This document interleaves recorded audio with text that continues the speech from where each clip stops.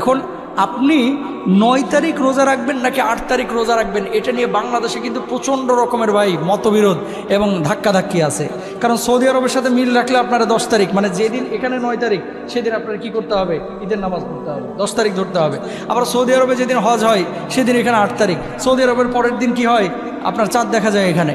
সুতরাং আপনি সৌদি আরবের হিসাব করবেন না, করবেন কোন হিসাব? বাংলাদেশের হিসাব। সৌদি আরবের এখন যারা আছেন তারা বলবেন যে বাংলাদেশে যদি 9 তারিখ রোজা রাখা হয় তাহলে তো আমাদের দেশে 10 তারিখ হারাম রোজা রাখা। এই জন্য আপনাদেরকে বলি, আপনারা যদি 2টা রোজা রাখতে পারেন, অর্থাৎ বাংলাদেশের 8 এবং 9, তাহলে আর কোনো ঝামেলা থাকে না, 2টাই আমল হয়ে গেল ইনশাল্লাহ বলেন।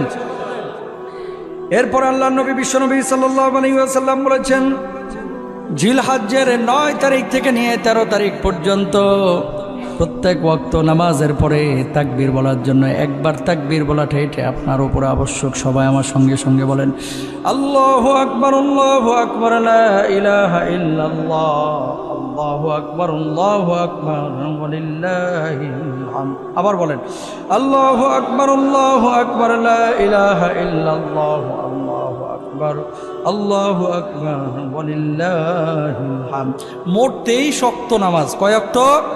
23 ওয়াক্ত। 9 জিলহজ ফজরের নামাজের পর থেকে নিয়ে 13 জিলহজ আসরের নামাজ পর্যন্ত। অনেক সময় ইমাম সাহেব ভুলে যাইতে পারে, ইমাম সাহেব মানুষ, রোবট না, ভুলে যাইতে পারে, হয়তো বা বলতে মনে নাই, তখন আপনারা পেছন থেকে ইশারা করবেন, আল্লাহু আকবার, আল্লাহু আকবার, লা ইলাহা ইল্লাল্লাহ, আল্লাহু আকবার, আল্লাহু আকবার, ওয়ালিল্লাহিল হামদ।